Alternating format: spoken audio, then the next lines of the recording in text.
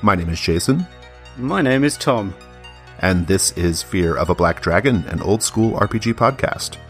And in this episode, Ancient Grudge breaks to new mutiny as we unmask the Veiled Society. Our first segment is the Basic Crawl. Dungeon Module B6, The Veiled Society, is a 26-page, well, really 16-page, adventure published by TSR in 1984 for the Dungeons & Dragons Basic Set. It was written by David Cook. Its editor was Anne C. Gray, graphic designer Ruth Hoyer, cover artist Steve Chappell, interior artist Jim Rosloff, and paper sculptor Dennis Kauth. So, the actual contents. We begin with preparing for the adventure, a bit of intro for you, and then we learn about the families of Specularum, the city wherein we lay our scene. Those three crucial noble families are the Toronescu, the Radu, and the Vorloi. Next, we have our introductory scene in which the PCs arrive in the city, and this is the Festival of Lucor, a local deity. Next we have Beneath the Floors, a brief dungeon set in somebody's cellar, and this is the start of the murder plot. Then follows the investigation, a bit more murder plot. Riot, in which we see active unrest on the streets and a brutal military clampdown by the Duke of the city. Next comes Employment. Now, earlier on, the PCs will have been approached by two different factions to give them some adventurer-type work, and this set piece involves an ambush with PCs potentially on both sides as the Veiled Society try to kill a Toronescu noble who has just arrived in the city's port. This is then followed by further investigation into the murder plot that was introduced earlier on. Next comes the chase, in which the Veiled Society has put out a hit on the PCs, and that chase potentially leads them to the final section, the Chambers of the Veiled Ones. This is a secret hideout hidden behind a large tavern. The adventure then concludes with the After the Adventure section, the stats for a new monster, the Siren Flower, some pre-rolled characters, although barely. I mean, there are a list of stats, and that's pretty much it. Then there are 8 pages of fold-up paper buildings for you to cut out and construct, stand-up figures to represent PCs and NPCs, and then there are also several maps, the city, the chase street map, and various grids for combat that are presented at different points for different scenes in the adventure. Well, let's talk about how we have used this module in our games. I have only read it. Well, in an exciting podcast crossover, I ran this as a one-shot for the Red Moon Role-Playing AP podcast for 3 players, Matthias, Craig, and Hjalmar, to be specific. You can find them at redmoonroleplaying.com, and if we coordinate this correctly, the relevant episodes should be being published around about the same time, so you'll be able to hear exactly how that went. We used the Blue Home system, which is a retroclone and expansion of Home's D&D. So the Home's kind of basic D&D set only went up to level 3. It was an introductory game, and then Blue Home is the one where the author Michael Thomas imagines what might have happened if it had been expanded into all of D&D, essentially. Fantastic.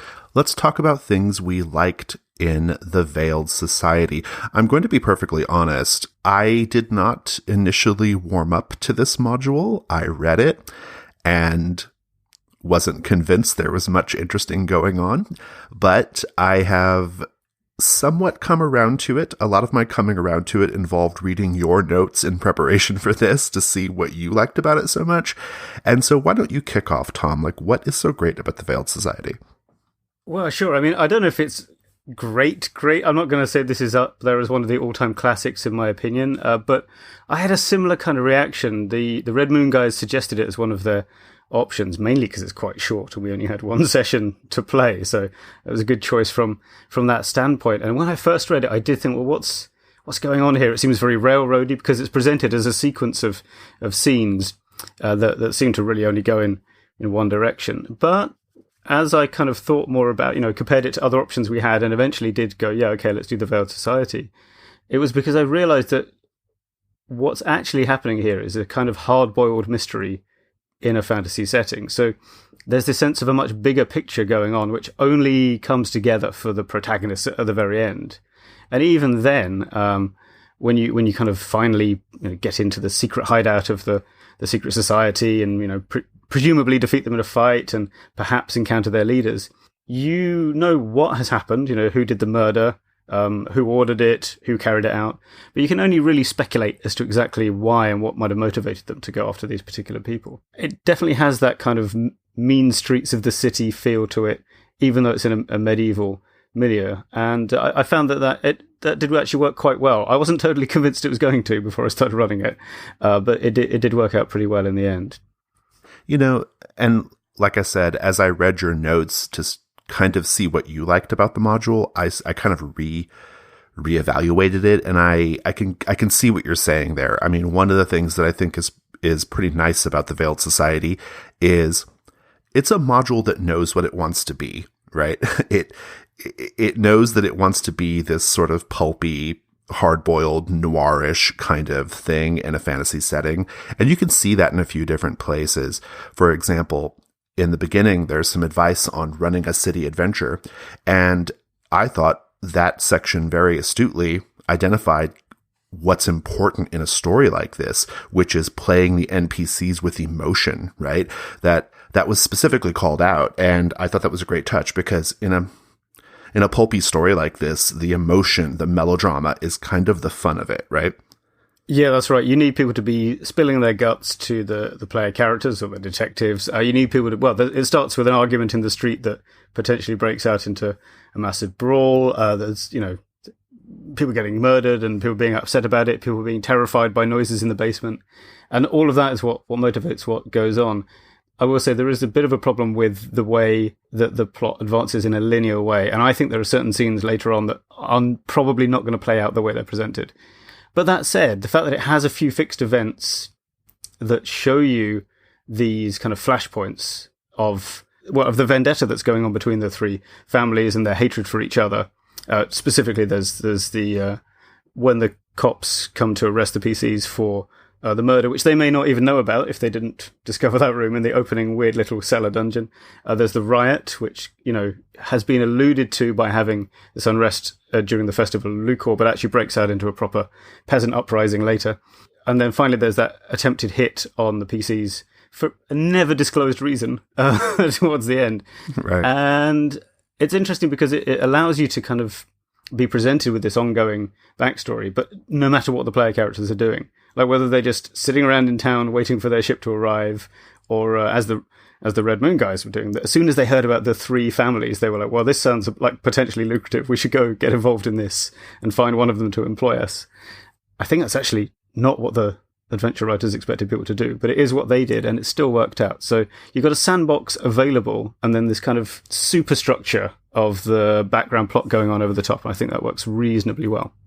I can definitely see that. I mean, going back to what I was saying earlier about the module kind of knows what it wants to do, it includes a lot of helpful bits of information that anticipates sort of that zagging when you thought the players were going to zig, right? For example, it does this really nice clue summary at a certain point in the module, which I thought was very helpful, because I find that these investigation-focused adventures and modules and things sometimes don't do this, and you have to kind of glean all the clues out yourself, and if you might miss something critical, right? Yeah. But here they kind of give you a nice summary, which I think helps with the sandboxiness a little bit, right? Like it kind of gives the GM some leeway to say, okay, I didn't really see this happening, but I really need them to find this clue. And and so maybe I do something else with that clue. I don't know. That's what I would do. But, so I thought that was interesting. Another thing, a separate point, but kind of related to this idea that the module knows what it wants to be. I thought the chase guidelines were really interesting. Just the inclusion of the chase stuff, like, really says a lot about what they anticipate this story to feel like. Yeah, that's right. I think the clue summary, I would have liked to have seen it presented either at the very front or the very end again, to be honest. I kept losing it. But the fact that it was there, you're right, it was very, very useful. And I mean, I like how the murder's set up as well, because if the player characters don't bother investigating it at all, the thing still works, because their presence in the city is kind of associated with it, regardless of how interested they are in it. And in our playthrough, in fact, I would say that the players did not get very invested in finding out who did the murder. I didn't have to, but I did introduce a bit of a threat to the idea that although the authorities knew were pretty sure they weren't guilty, they needed to send someone down for this murder. So, it's the kind of, don't leave town, and you probably want to find someone who actually did the killing before we... Right. So that gave them a little bit of impetus, but they didn't really go into full kind of Call of Cthulhu investigating crime scenes mode. They just sort of pressed on with what they were doing anyway. It still felt like enough had been presented to make it into a significant part of what was going on. That's great. Well, so what are some of the other things you liked about it? Well, I think a lot of the details of the presentation are quite nice. Purely from a gameplay point of view, I think the opening dungeon that's actually in an old lady's cellar is quite nice in that it's a set of secret tunnels actually being used for secret tunnel stuff. It's not just, we happen to have some trolls living in the basement. It's somebody made these tunnels to smuggle things through the city and to bury dead bodies. What people actually use secret tunnels for, in other words. Right. Yeah. And all the, not all the encounters, but a useful amount of the encounters in that dungeon are based on the secret society activities that are going on down there. I also felt like the Festival of Lucor was a good evocation of the kind of local cults that were more popular in medieval times. You still have them, of course. You have saints that the church will say, you can venerate them in this particular part of Italy, but they're not they don't have a feast day that the whole church will celebrate. And it sort of reminded me of that, this kind of particularly venerated in a certain place kind of saint, which I thought was about right. And the intro says the city should be a bit like a medieval German or Italian town, and that felt about right. Yeah, that's great. Some other things that I liked, this actually feels like a proper city adventure. You have a few evil humanoids in there, particularly in that cellar dungeon, but otherwise, this is refreshingly mundane. There isn't a huge emphasis on magic. It deals with some very basic kind of human emotions, revenge and status and things like that, right? And it just felt more like a medieval plot than like a fantasy plot. And I thought that was really interesting. And it was particularly interesting in a sort of big picture way in that I could see you wanting to pepper your long-term campaign with stuff like this, right? So that the big, bizarre fantasy stuff pops a little bit more. You have these sort of little urban interstitial, scenarios or whatever, adventures that are happening, mysteries, that kind of thing. And so I like that. It was pleasingly mundane in its way. Yeah, I know what you mean. I think the places where magic really came into it, I felt were a bit of an off note in some ways. I think it would fit maybe better in a sort of quasi-historical campaign just in Europe in about 1500 and something. Yeah, the presence of kobolds and hobgoblins and zombies, which is the most, that's a rogues gallery of boring D&D monsters, if I ever heard of one. It was almost off-putting, right? It's almost like they had to put it in there, right? I think that almost certainly is what happened. They presented this adventure and someone at TSR went, I don't understand. Where are the goblins? Where are the goblins? Right, yeah. No, it felt very, it had a sort of not believable, but it felt like a densely packed city. I liked the design of the secret hideout of the bad guys as well, which is sort of, spoiler alert, basically behind a tavern. And it just sort of felt like that, if you go to some cities in the Mediterranean or whatever, they have areas where previous cities have dug into the rock of a mountain or something. It felt to me something like that. Someone had discovered these ancient tunnels while they were building a house or something, and thought, I could use this. I won't tell anyone about it. I thought it's pretty good. Yeah, it feels believable. It feels like something that would really happen. And the whole scenario feels like something that would really happen. I mean, it really had the feeling of a sort of Medici Italian city-state, Renaissance era kind of clans and factions and families all at each other's throats. It had that kind of feeling, and I thought that was great.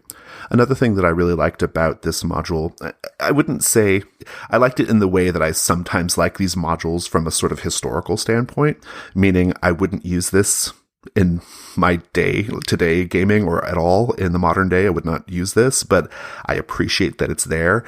And that is the little cutout buildings and streets. It's almost half the book, these little cutouts. They are not good, in my opinion. They are kind of plain. It's unclear what purpose they even really serve. I think we're going to talk about that. But I like that they did it. It was 1984. I think, tabletop role-playing games were still fairly new. You can tell that TSR is just trying things out. And in the spirit of trying things out, I thought it was interesting. Yeah, I agree. Actually, I do like that they're in there. I think it's something that makes it stand out. You know, which one's the Veiled Society? Oh, the one with the cutout buildings. It's a nice idea. Clearly it didn't work that well because like current adventures don't have them. But yeah, I mean, that does, I think, bring us on to maybe things we have questions about, which is what is the point of these cutout buildings? Well, and before we leave it too, I want to just say that if you compare 1984 to today, what would happen today is Wizards would figure out a way of selling you those buildings and streets, right? And it'd be $50 or $60, right? There's this sort of, I don't know, there's something about the inclusion of these that feels so pro-consumer, but also like really just kind of fun and in the spirit of play, even though it's kind of wonky. I don't know. I like it. I can imagine me in 1984 being really thrilled about this, right? If I was doing role-playing games at that time, I would have been like, this is so cool, you know? So the question, though, that we both have, yeah. I noticed, my question was, how was it playing without the cutouts? Because I assume you were playing online with the Red Moon guys. And your question is, what do we do with them? Because as presented, basically, you get these little combat grid maps of certain scenes, like when there's an ambush for the riot bit where you may have to confront the city guard. And it suggests that you use the buildings on the grey areas around the edges. But doesn't that just essentially make them walls? I mean, why? I feel like there must be something, like a different way you could use this if you were using miniatures, but I can't for the life of me think. I don't think so. No, it's not. I went through it a couple times and I was trying to imagine myself setting this up and trying to understand like what could be gained by having these like 2 or 3 streets and these 2 or 3 buildings like in little 3-dimensional pop-ups with your, I didn't see the point of it. I truly did not. Yeah. I think the answer is, there's no purpose. The fact that they're the same over and over as well. Actually, although that does remind me of, during the chase sequence, you're supposedly meant to, like, as the players move into different sections into a new section of street, pick up the buildings and move them in front of them, which reminds me of the old board game Thunder Road, where it was like a Mad Max thing, where if you fell off the back of the chase and you were on the last board when it got moved to make the front of the road, you lost that car that was on the back. So that's a nice chase mechanic you could actually use, but that's not in the adventure. But I mean, I will say that the little figure cutouts, I did use those because when I made the character keeper with the pre-gens, I used those as the portraits for each one. So I got some use out of the retro art stylings presented there at least. Retro art stylings is a really generous way of putting it. So other questions. Did this feel like the beginning of something to you? Because when I was reading it, it felt like a sort of springboard to something else. I think they even acknowledged that at the end of the module. It felt to me like they would like it to be a springboard, but really, I mean, actually, once I got into the hard-boiled fiction kind of mindset, it just reminds me of like a Chandler novel. You know, like by the end of The Big Sleep or The High Window, Philip Marlowe has got involved in the business of some rich family who don't like him. There's been a murder or two, maybe 7, maybe one of them unexplained, and at the end he just leaves and he doesn't really see them again. And I think that's fine as well. You show up in the city. You get to learn about these 3 feuding factions. None of them is particularly great as a gang of people. And in the end, you just wash your hands of it and leave. I think that would be I think that's probably the best thing to do with it. But I know what you mean. It feels like they're trying to set up a setting that you'd get involved in longer term. Yeah, it feels like a setup for something that, and I don't know historically if that ever paid off because I haven't looked into it, but it definitely felt like the beginning of something. My final question. I think I know the answer, but I just want to confirm. What's the point of all those big boxes of fiction in the module? There are these like straight up like pages of fiction, not quite pages, but a lot of blocks of just out of character NPCs talking to each other and revealing things, I guess, but to the GM. I think it's meant to like convey the genre that it's trying to go for. It's a nod to it perhaps, but did you find that useful as the GM? Like, what was the point? I did not find that particularly useful. I think you're right. I think it was trying to set up the genre of this sort of scheming families thing, and it was trying to explain some of the backstory to the GM. But just to the GM. Yeah, just to the GM, and also not very helpfully. Like, none of the questions I had about what might have been going on in the background were really addressed in those fiction things. So, I don't know. I decided not to worry too much about that, and I thought that if I just present the facts on the ground, what's actually going on in the background, it's not necessary for me to know that because it's not something that is directly relevant to what's happening to the player characters, so who cares? What questions did you have? couple of my classic nitpicking questions, like number 1, who puts the entrance to a dungeon in room number 5? It took me a really long time to figure out that the cellar's dungeon doesn't start at room number 1, because I was thinking, wow, this is like a crazy difficult combat encounter for level 3 characters. How are they supposed to survive this? And why didn't the old lady notice these monsters? No, that's because room 1 is not the first room you go into. I know, yeah. I noticed that too. It took me a minute. I was like, where does the dungeon begin? Yeah. Because it doesn't... And I mean, similarly, I put it to you that I think, and do you agree, thus making this a question, that instead of having that hex map showing you the area around the city at the beginning, they should have put a little intro saying these are the kind of plot strands that are going on and this is what you need to cover during this adventure. I 100% agree. And the only thing I can imagine why they did it that way, and just so it's clear to listeners, they present you with a hex map and they describe the various regional features on the hex map. But none of this has to do with the adventure at hand, and it could all be summarized probably in a paragraph, but it takes up a whole, 2-column page. The only thing I can think of is kind of like what I said before. It feels like they were setting up something. Like maybe this was the sort of opening salvo to something bigger going on that wasn't quite contained within the module, because we get information about the local lord, has nothing to do with the adventure, various forts and castles and mountains and things. None of it has anything to do with the adventure. The only thing I can think of is they were just setting up something that never paid off, or I don't know. But I agree, it could have been summarized a lot more easily. Another one I have before my kind of really larger scale question is, there's a final encounter in this where essentially, and this brings us back to our maybe discussion in recent episodes, or not so recent episodes, of kind of staged vignettes when people burst through doors in dungeons. Mm-hmm. And this one features, it's all a bit confusing, but basically the family that's behind the Veiled Society are having an internecine feud. One of them has already stabbed another relative who is dead. And then they kind of try and go, oh, no, I'm not the murderer. It's that one, to the PCs. And now this was a moot point for me because the Red Moon guys very sensibly waited several hours for the watch to show up and investigate the caves later. So they just found some dead bodies in that room. Right, yeah. But can you see any scenario under which like the way that's presented would actually ever play out, with these guys getting enough time to talk to and attempt to employ the player characters and so on? Yeah, I had a similar question, and I'm not sure. I mean, it actually leads to a bigger question I had, which we're going to kind of cover in the expert delve, I think, which is, how do you make sure this all goes off? How do you make sure the characters are doing the things that they need to do for you to get the full meat of this? And so I think, I don't know, my answer is I'm not sure. I can see what you're saying there. And then this leads to my wider question, which is, I think what we see here is a symptom of something that's coming down the line after 1985. And we've talked before, like, where does the old school kind of stop happening chronologically? Where does it turn into the mainstream of trad adventures, where it's a kind of a series of set pieces that you have to kind of manipulate players into? And if they lose the fight, that's actually bad, and you're a bad GM if they don't get to the end. Is it around here? Is it this bit where we're starting to present these scenes that are supposed to happen?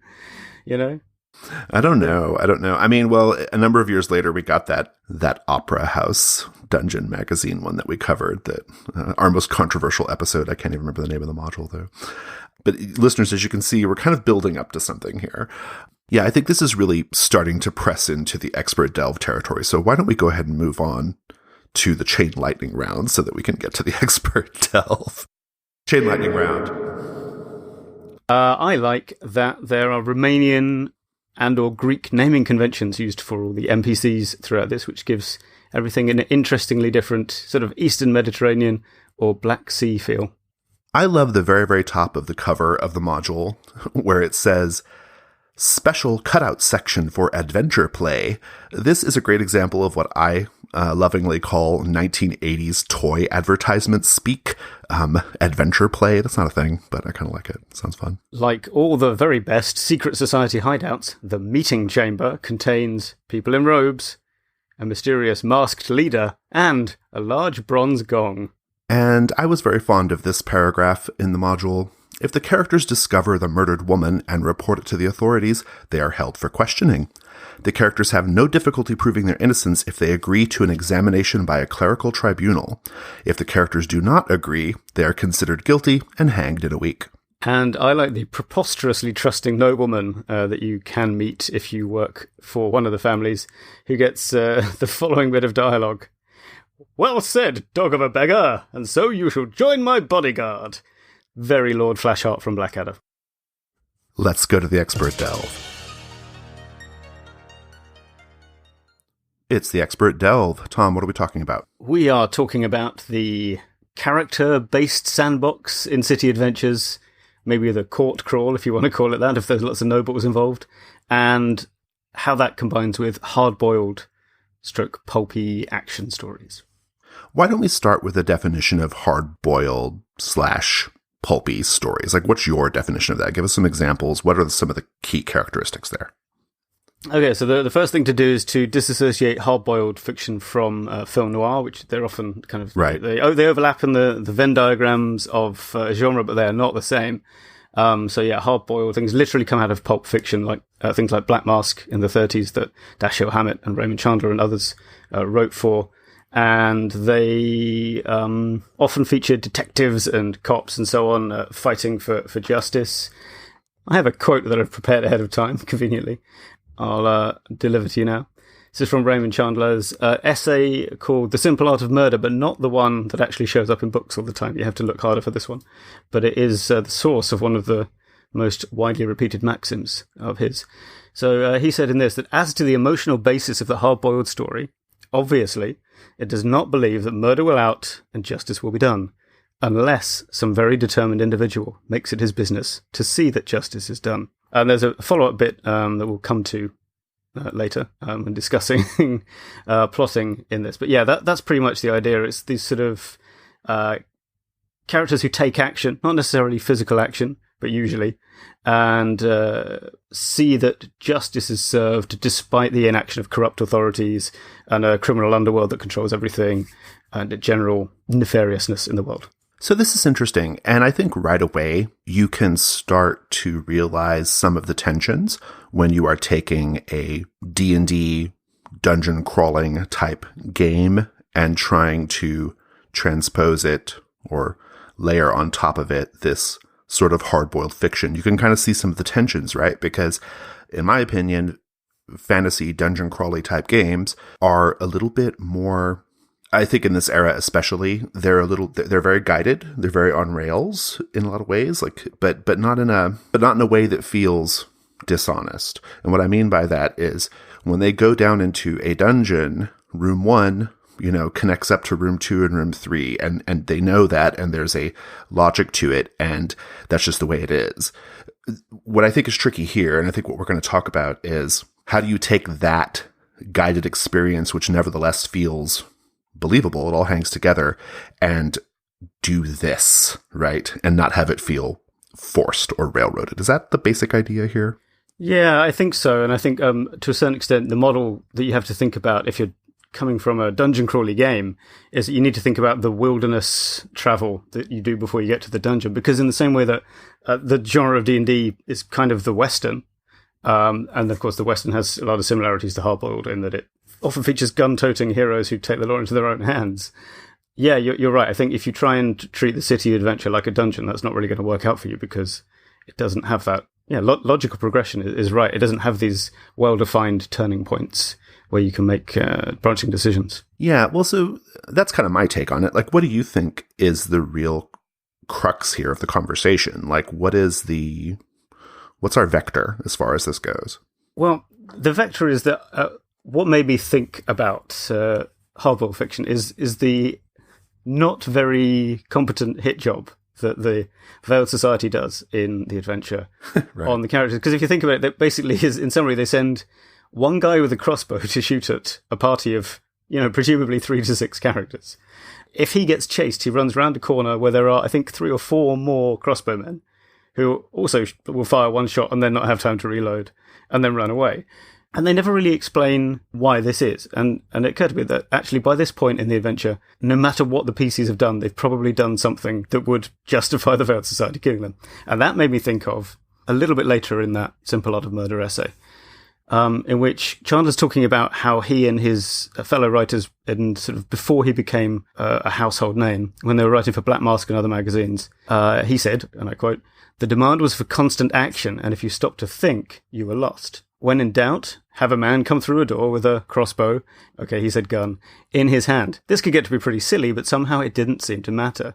Now, a lot of people quote this as if it's Chandler's actual advice for people writing Arbor stories. It sounds like he's being critical in a way. Yeah, he was. He was being critical, but he also was pointing out that it still works, because if you don't have time to think about it, or if it kind of makes a post hoc kind of sense, then it's fine. It's just that you, the author, don't necessarily have to know why it's happening right at the point where you're typing it.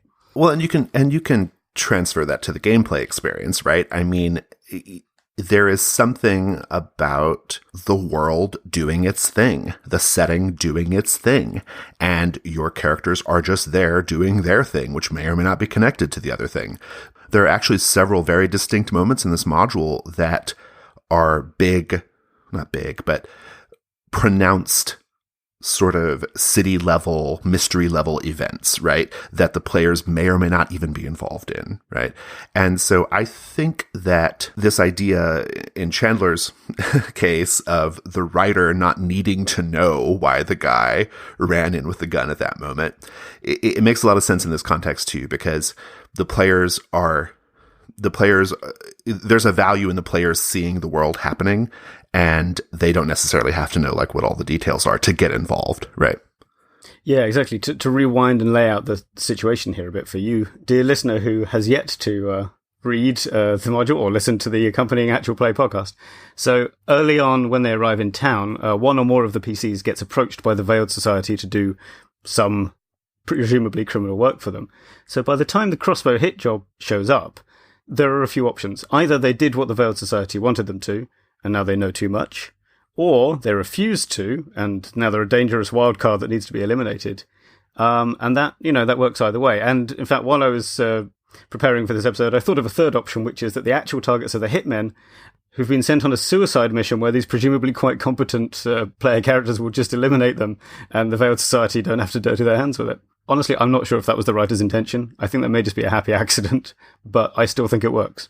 This is super interesting, Tom. And, when I was reading this, the first thing I thought was this module would actually work really well in Dungeon World. And the reason why is because you can front out this entire module, right? Like you can have your doom clock, that's what I call it, but it's your fronts, which list all the key events that go off no matter what.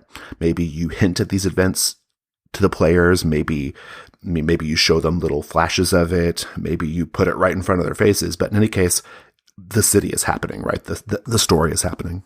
I mean, what do you think about that idea? I mean, is this kind of like a sort of proto front thing? Yeah, it's like the dinosaur ancestor of today's front, which I guess is like a chicken or something. But yeah, exactly. It's a way of having the plot still happens to the PCs, but they don't have to follow the GM's story. So just as Dungeon World is, play to find out what happens. And fronts are always, they never compel you to go and do a thing. It's always, if the player characters don't react to this stage in this Grimportent, then we get closer to the, what's it called? The overwhelming doom? I always forget. Impending doom. Impending doom. Yeah, so that always gets closer, but they're under no requirement to actually deal with it in any way if they don't want to. Which is, I don't know, is it? Well, no, I see what you're saying, but I think the key point here, and where we probably need to transition this conversation to, is in Dungeon World, the assumption is that the player characters are going to deal with the front, right? And they are going to avoid the impending doom. And indeed, you are supposed to kind of push it on them, or there are some basic assumptions about what the characters are there to do, right? In whatever adventure or whatever it is. I'm not sure that's the case with this, right? Like, how do we keep them focused on the mystery? Do we keep them focused on the mystery? Well, no, that's the thing. The Veiled Society doesn't keep you focused on the mystery. If you ignore the mystery, in fact, it's totally possible that the only thing you find out about the mystery part is that the cops haul you in. They say, where were you between the hours of whenever and whenever? We found a dead girl in a mansion.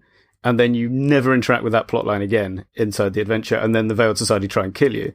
And you're right. And I think that is to do with this conflict between, if we've all signed up to play the Veiled Society adventure, and so it's like, hey, we're going to get involved in these three factions, and if that interests the players, then they'll go and get involved in it. If they're not, if you're just presenting this in that kind of, I think there's a certain assumption in a lot of D&D modules that like you'll never find out the name of the adventure, that kind of thing. It's this meant to be seamless, and that's where it's sort of where maybe doing these fronts would be kind of a waste of your time. Like if the players don't engage with it, then forget it. Yeah, and I think that kind of leads to it just kind of reinforces something that I've been really thinking a lot about this module is, it plays out really differently, I imagine, if, you are running it specifically for a group of podcasters and this is what we're doing for this session and we're never going to see these characters again, versus this is session 8 of a planned 40 and we just happen to be passing through Specularum, and do they engage with it or not, right? It's a tension between two different styles of play.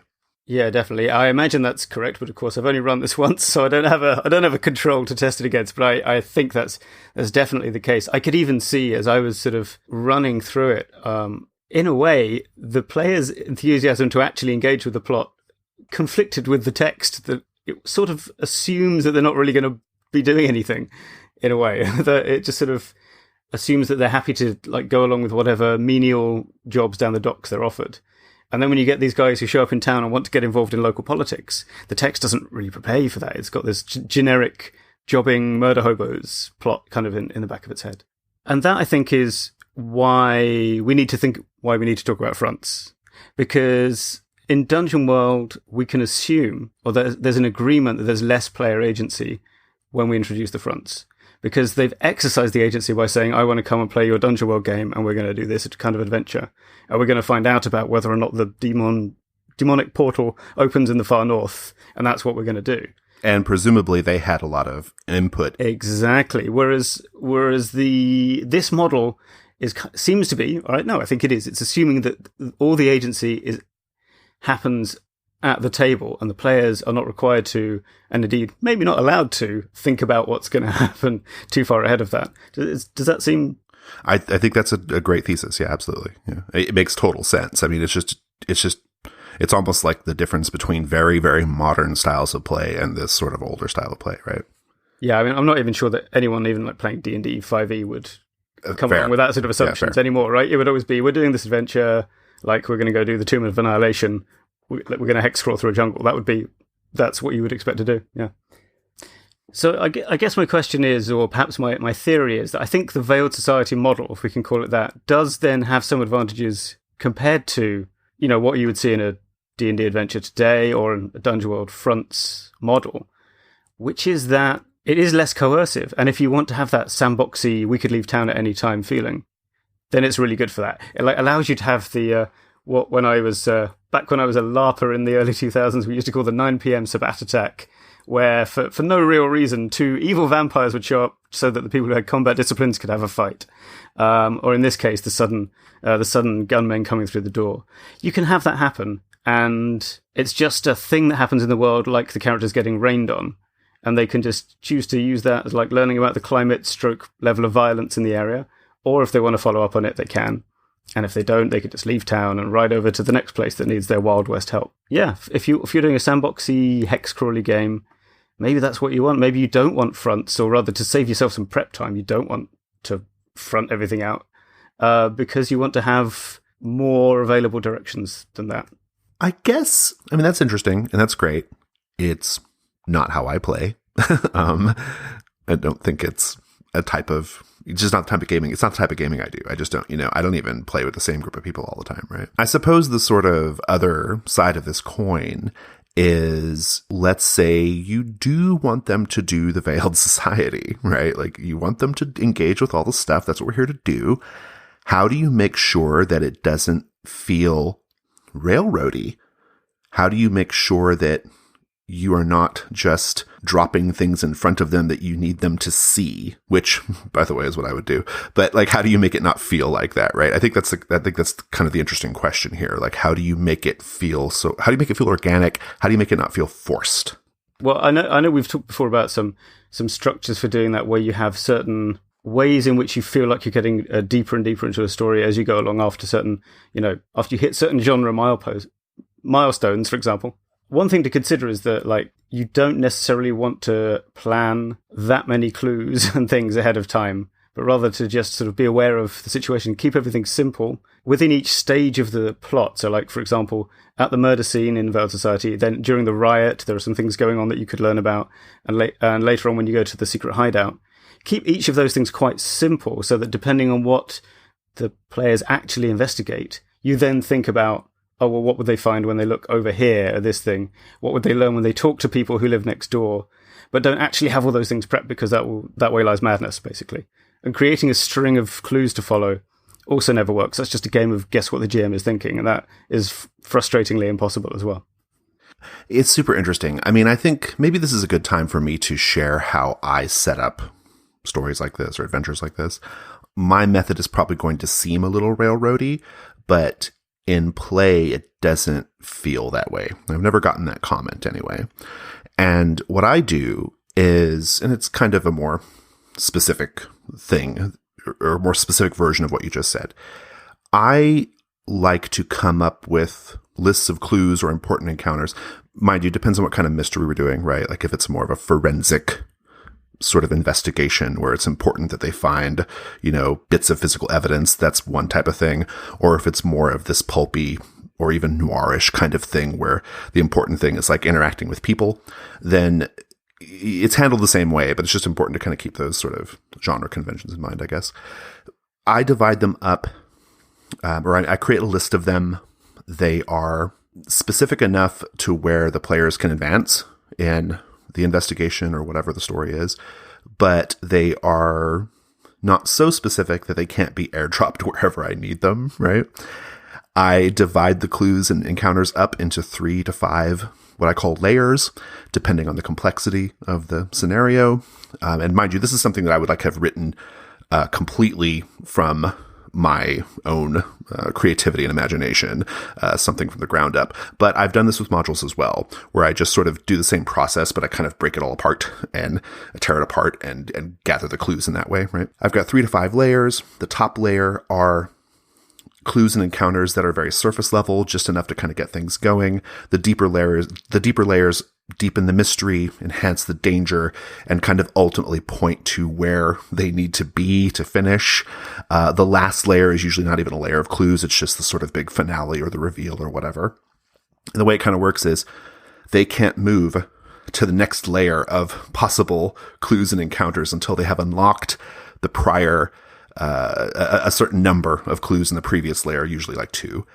And I think what makes it not feel so like just coincidental or like, easy or whatever is I then consider the themes and the genre of the actual mystery or an investigation. And I kind of build that in. And so, for example, if you're doing a sort of Lovecraftian mystery, you might have it be where, they need to find X number of clues in layer 2 and 1, but they can't actually move to layer 3 until they have been somewhere dark or underground, right? And I lifted that directly from Graham Walmsley. Or if there is a particular thematic idea you're working with, like, for example, in the Veiled Society, there seems to be like a certain tension about like, between like the upper classes and the lower classes, we have that riot. I would make it to be where they can't unlock certain types of things until the riot happens, right? Like that's kind of how, like I kind of structure it that way so that they're getting they can find all the information no matter where they go, but they're still getting this feeling of genre. They're getting this feeling of like a natural progression, and it all kind of hangs together. Because in my opinion, what's interesting about these scenarios is not the actual gathering of clues or, that's not, or the sort of solving the mystery. Like to me, that's not the interesting part. The interesting part, and particularly in something like something hard-boiled and pulpy like this, the interesting part is talking to characters, right? The interesting part is seeing how the characters talk to each other. The interesting part is getting, if you're doing a noir story, the interesting part is the sort of like dread, the sort of like kind of, dread that overhangs everything, the sort of pointlessness of it all, right? Like that to me is the interesting part. It's not the oh, did we mechanically solve the mystery, right? And so to me, the mystery part is almost like incidental. Okay, I just want to quickly clarify. When we talk about unlocking, say, the next level, if there's a threshold of 2 clues to get to the next thing, but that's like a pacing mechanism for you, right? You don't tell the players the number. Yeah, because I think that actually still would kind of work if you told the players the number as well. But it's not necessary. I think what's particularly valuable here is that you've got, in each layer, it is a group of items or encounters or clues they have to get to. That's very important, I think. If it was a trail that was like from, you've got to find this newspaper article to get to this old lady that lives in a trailer park outside of town in layer 2, that's getting too railroady, frankly. And while obviously this approach does smack a little bit of the quantum ogre, which is to say, like, no matter whether you open the left or the right door, the scary ogre is going to be behind that door.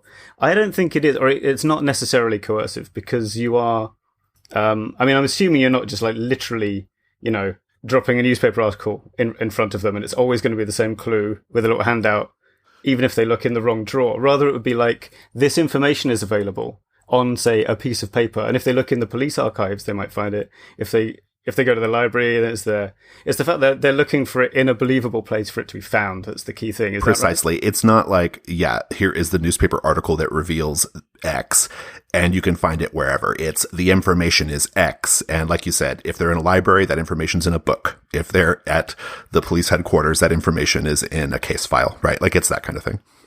Yeah, exactly. Because I think when you say that the interesting thing is not solving, actually, no, it's that it's not finding the clues. That's true. That's not interesting. Oh, yeah, I rolled 22 on my spot hidden. Amazing. You didn't really do anything. The actual tension has always got to be something you can make a meaningful decision about. So it's like, do we already know enough about the scary house to go and look at the scary house?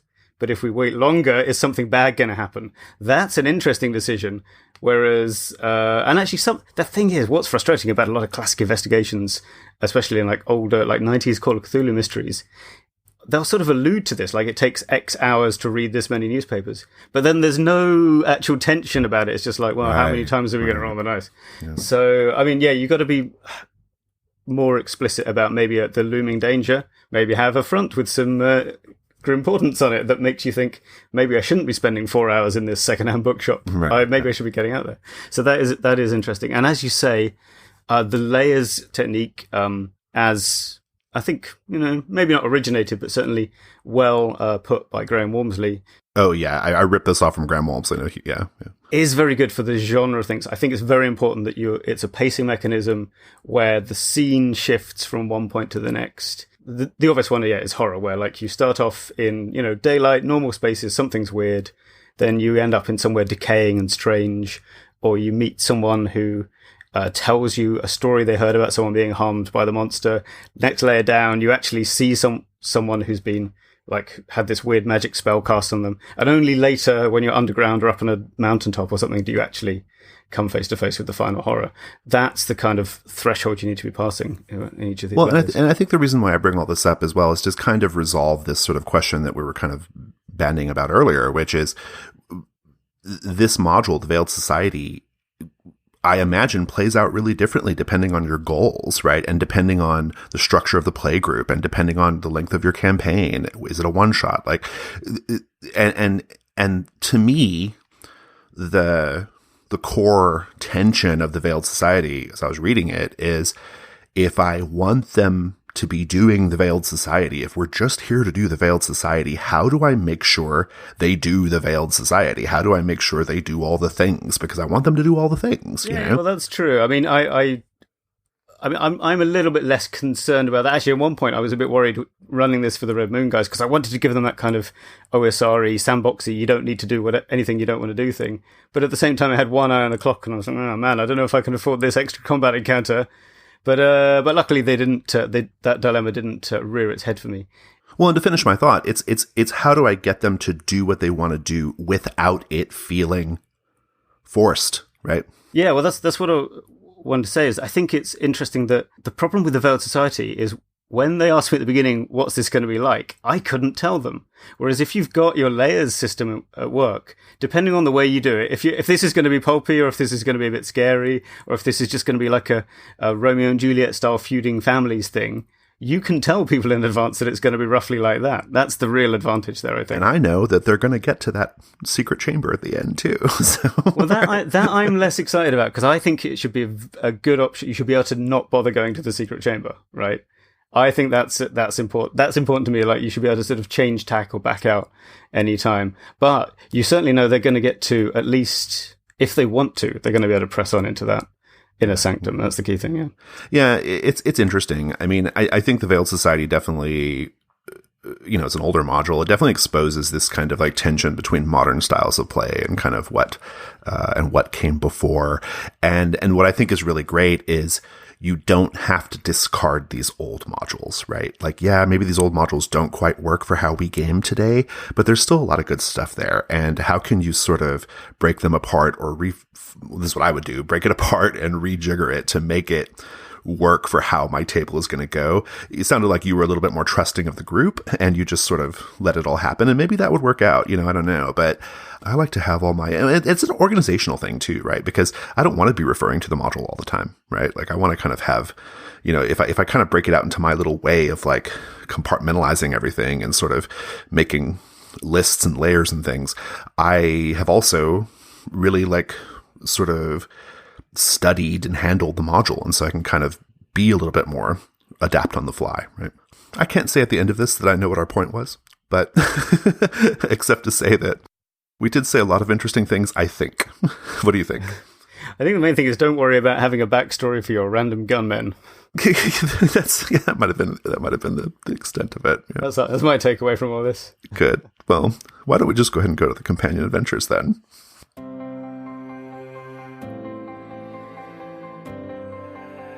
Hi, listeners. I want to tell you about the Farrier's Bellows, the newest member of the Gauntlet family of podcasts. The Farrier's Bellows is hosted by Diana and Zach W. and is produced by Zach B. It's a sister podcast to Fear of a Black Dragon focused on story games. Each episode, the hosts do a detailed review of a story game they have played, discuss separate topics inspired by that game, and offer media resources to inspire your gameplay. Games that have been covered so far on the Farrier's Bellows include Inspectors, Cyrun, Kagematsu, Dread, Grey Ranks, Witch: The Road to Lindisfarne, Don't Walk in Winter Wood, and Dogs in the Vineyard. Importantly, the Farrier's Bellows covers many of the games that originated out of the indie game design movement of the early aughts. These games are the foundation on which much of the modern indie scene is built, and Zach and Diana are excited to help a new generation of players discover them. Please check out all of our podcasts, including the Farrier's Bellows, at gauntlet-rpg.com. And if you love the Gauntlet Network's particular mix of engaging discussion and accessible listening, please consider supporting us on Patreon. We're at patreon.com/gauntlet. Thanks. It's the Companion Adventures. What's your music recommendation, Tom? I would like to recommend a couple of works by the Hungarian-born musician and ethnomusicologist Bela Bartok.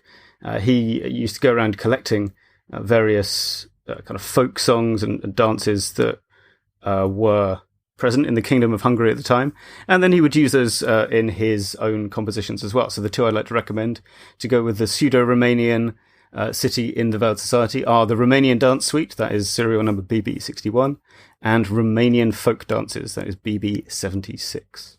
Fabulous. Film and TV.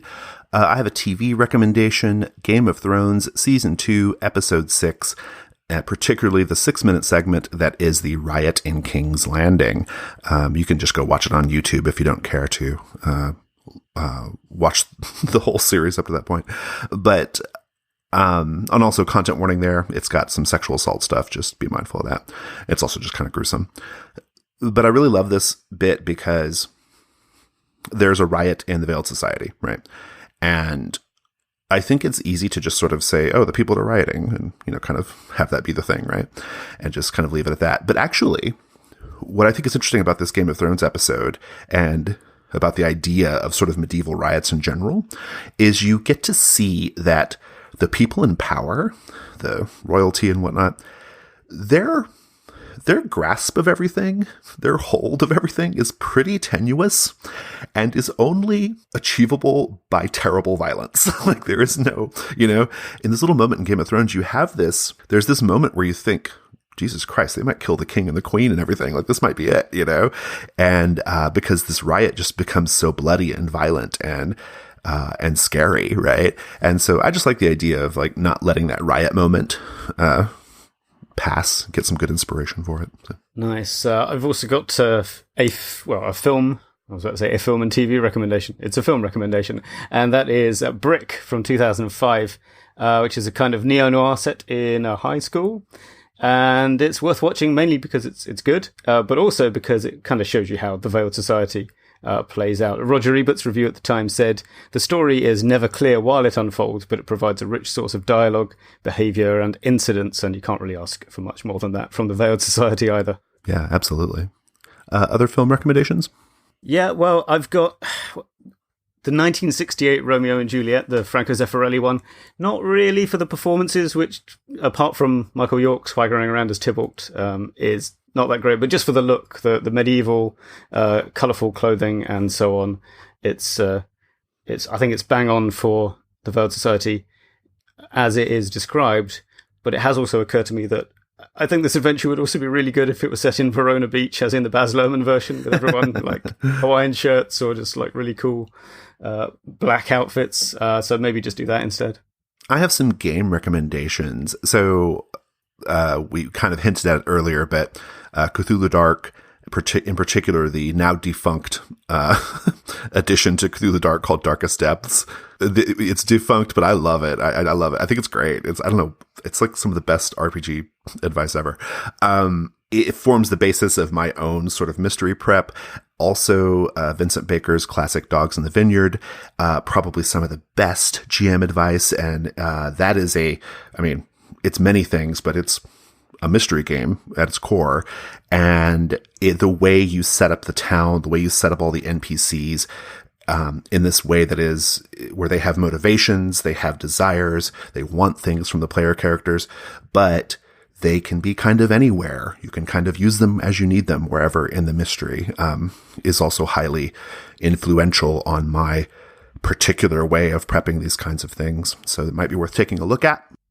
And I'm also going to recommend Tech Noir, which is a story game that is more noir focused, and it's a cyberpunk thing, but it's very interesting because it has some of the most intriguing GM advice and GM guidelines that I've seen in a game, because essentially what Tech Noir allows you to do is it allows you to build a collaborative noir mystery, right?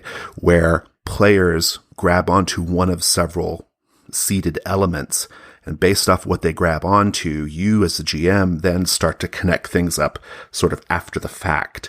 And so it feels kind of emergent, and there's no wasted effort on the player's part, but in play, and I've played it several times, it does feel like genuine. It doesn't feel forced or artificial. So yeah, that's right. It doesn't feel like you're creating a problem just to solve it yourself. It feels like you're actually finding out something that's really happening, because the GM is a little bit ahead of you. The GM is like a session ahead of you, basically. But yeah, but it's definitely interesting, and I bring all these things up because what I think is fascinating about our discussion of the Veiled Society, what I took away from it anyway, is the sort of like old ways of doing things and the new ways of doing things, and how do we find the good stuff in the old and that kind of thing. And I think there's something to be gained from GMs, like actually looking at alternate ways of setting these sorts of things up, and understanding how you can use more either collaborative or more, for lack of a better way of putting it, kind of loosey-goosey mystery structure to create something that's very believable and enjoyable at the table. And with that, listeners, that's our show. Fear of a Black Dragon is a production of The Gauntlet. You can find The Gauntlet at Gauntlet RPG on Twitter. We have a website. It's gauntlet-rpg.com. We have a fabulous forums at forums.gauntlet-rpg.com. Come join the conversation over there. And we are on Patreon at patreon.com/gauntlet. Hey, maybe you are not in a place to support us on Patreon yet. No worries.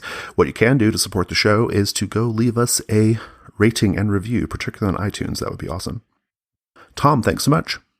Jason, thank you. And thanks also to Luke Quaid, our inestimable editor. And listeners, thank you. Take care.